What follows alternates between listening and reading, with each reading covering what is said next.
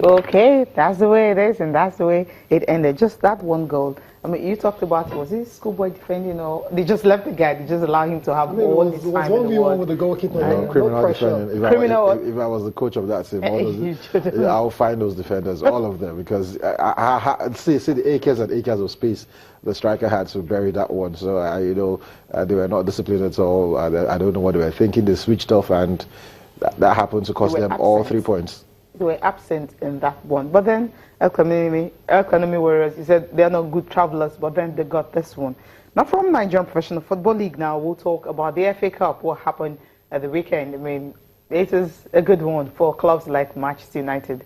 For Manchester City, I mean, Pep Guardiola has actually complained about too many games, but now you have the pleasure, or what to say, of having to have a replay in the FA Cup, talking about Manchester City. They'll be having a replay. But for United, Chelsea and the others, they just had to do it. But reward for some of them is not good. Now, Lincoln and Burnley, I was trying to, I had to go check out the club.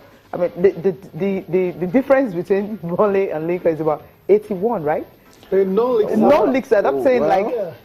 Well, you know what? The major surprising thing about that game is the fact that Burnley, in the Premier League this season, at home they are formidable. You know, they have one of the best records, I think, aside Chelsea, Tottenham, and maybe Arsenal. So Burnley have, you know, a fantastic home record. So when I saw that game, I was like, okay, Burnley will consolidate and get something. But hey, Lincoln just had to leave it late and get. That's the magic of the competition, the FA Cup. That's what it's all about. It's all about upsets. You know, form goes out the window during the FA Cup, and we even saw it. You know, with Manchester City and Huddersfield. The coach at Huddersfield, Wagner, talking about the fact that how his team was going to try and hold City and see if they could nick a result. City were lucky that these guys didn't get a late goal the way Millwall also did against Leicester City. You know, to get an equalizer. So there was a pattern sort of. Millwall got a late goal against Leicester City. Lincoln did the same thing against Burnley, and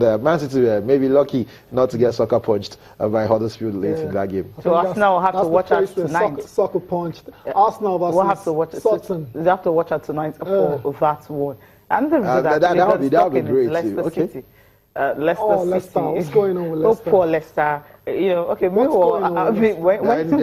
are currently on a free fall, man. Everything wrong is happening. Well, let's see the Champions League this midweek.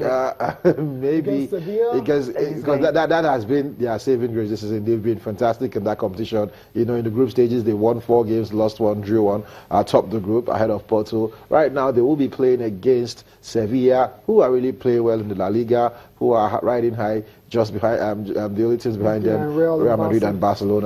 So this is really going to be a tough one for Leicester City. But it's Europe, you know, it's not England. Maybe they are still sort of an unknown quantity in Europe. People might still underrate them, just the way people underrated them last season. So maybe that's why they've been getting those results in Europe. Let's see what happens in Sevilla. And the good thing for them, the first leg will be away from home. So maybe they were able to get something from that game. Okay, maybe the draws, I mean, this actually gets us talking. After United labored to that 2-1 victory over Blackburn, and this is what they get as a present, a visit to Stamford Bridge. Fantastic draw. And the good thing that it keeps the fairy tale teams still within still having a shot in the competition. Exactly. For example, now if Arsenal get upset today by Sutton, it will be Sutton taking on Lincoln. That will be a very beautiful tie to see. You know, those two teams, if they qualify, the Arsenal fans will want my head down, because they would want to hold onto this one if that's what they will use to salvage their season. But Chelsea, Manchester United, Mourinho was battered by Antonio Conte and his boys at the bridge, first time around. You know, in the league. Maybe considering that early goal did not help Manchester United, and this time around they wouldn't want that to happen. So that is the glamour tie of the fixture, the marquee matchup. Manchester United traveling to Stamford Bridge to take on Chelsea. We cannot wait for that particular one. Sunday, I thought now would host Millwall. Of course, we expect Tottenham to go. That's a London derby there. Yes, then Middlesbrough, Man City. If Man City get to beat Huddersfield, because they are still not done with that tie. I'm talking about the Man City game between against Huddersfield Town. Kelechi Iheanacho returned to the bench for the first time in 6 games. Yes, because but he didn't get off the bench. Gabriel Jesus is out. He didn't get off the bench.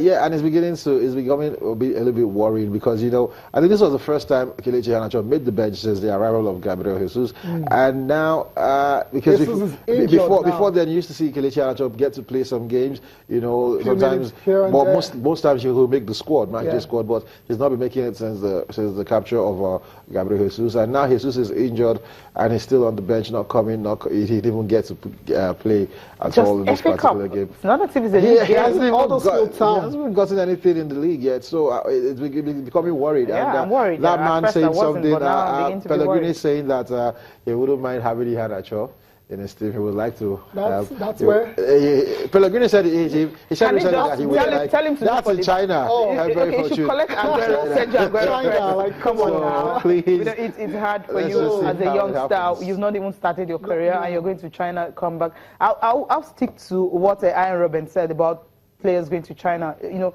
going to China simply means you are accepting that this is the end of the road for you. You can't really play a competitive football anymore. So, Iheanacho, I don't agree with Robert.